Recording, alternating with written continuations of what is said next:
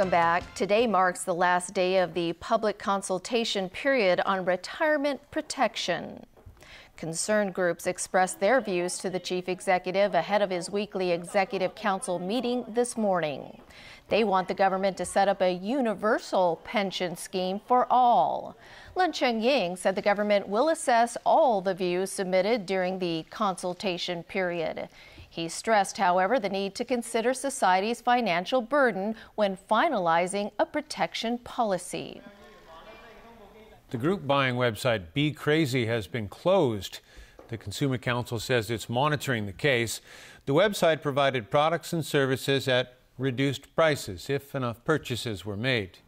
Be Crazy's office in Cheung Sa Wan was closed today, and we were unable to complete transactions online.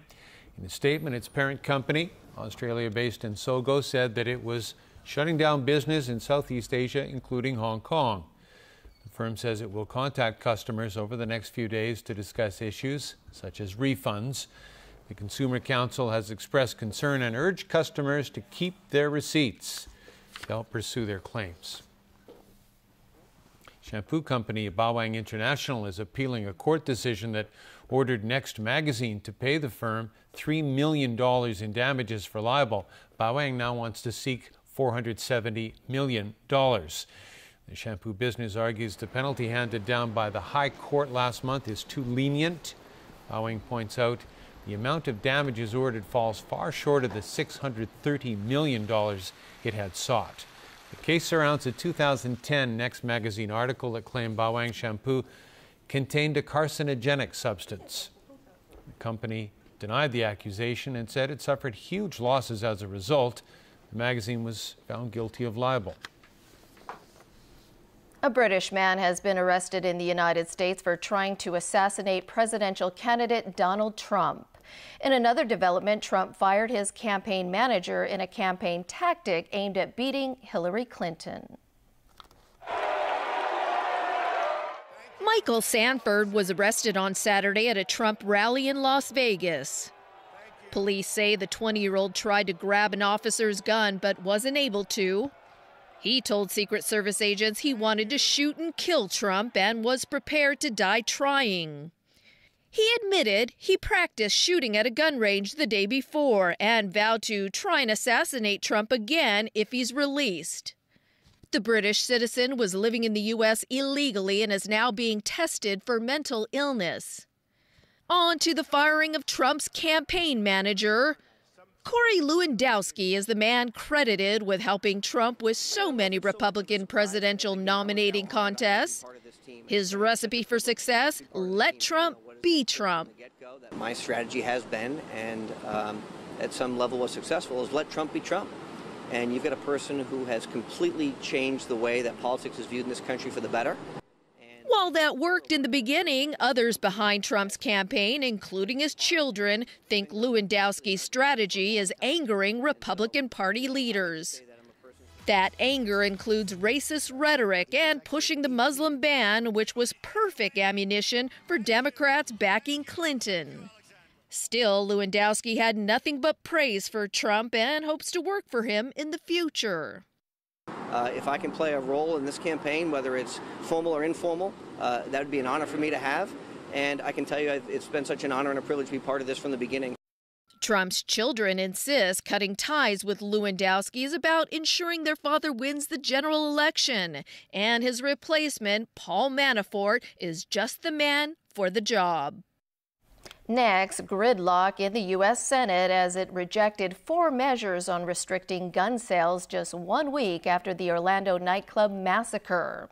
The shooting put pressure on lawmakers to act, but partisan politics meant they couldn't even agree on restricting firearms for terrorists. Alan Booknia reports. The bloodshed in Orlando, with 49 victims, made it the deadliest mass shooting in modern U.S. history. The man accused of carrying out the rampage, Omar Mateen, described himself as an Islamic soldier. Lawmakers moved swiftly to bring the issue to the Senate floor, but 4 times measures on gun sales restrictions were rejected. It dealt a bitter setback to advocates who failed to get even modest curbs through, such as shoring up the government's system of background checks. Does anyone think there's anything you hunt in America that requires 90 bullets? Is there anyone that thinks that in America you need 30 bullets to go hunting? For what? Well, the man in Orlando, Florida went hunting for people. Our colleagues want to make this about gun control when what we should be making this about is the fight to eliminate the Islamic extremism that is the root cause for what happened in Orlando. The stalemate underscores the pressure on each party to stand firm on the emotional issue heading into November's presidential and congressional elections. It also highlights the potency of the National Rifle Association, which urged its huge and fiercely loyal members to lobby senators to oppose Democratic bills. Senate Republicans should be embarrassed, but of course they're not. They're not embarrassed because the NRA is happy. 90% of Americans support expanding background checks. It's not 90% of Democrats, it's 90% of the American people. A group of senators is still hoping to forge a compromise to keep firearms away from people on terrorism watch lists, but critics say even that has little chance of being passed. Alan Bookniat, TVB News. Meantime, the FBI released partial transcripts of 3 conversations the Orlando gunman had with crisis negotiators while he was pinned down during his mass killing spree. The transcripts show Omar Mateen told negotiators the U.S. needed to stop bombing Iraq and Syria. An FBI spokesman said Mateen warned them that there would be more attacks like this in the coming days.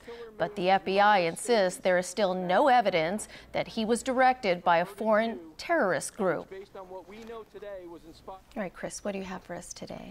Well, we're over to that big football tournament. At Euro 2016 in France, England played to a lackluster 0-0 draw with Slovakia. However, the result was enough to earn the Three Lions a spot in the next round. Here's Jameson Wong. Captain Wayne Rooney not in the starting lineup, and the new-look England squad could not break through against Slovakia in St. Etienne.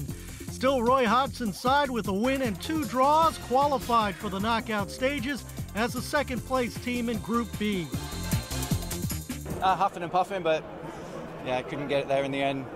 Bit of structure. We've got to have a nucleus, I think, and we just don't have it. You can't change 6 players, and that's not a team, is it? Wales topped the group after a 3-0 win over Russia. Gareth Bale on the score sheet again with his 3rd goal in France. Jameson Wong.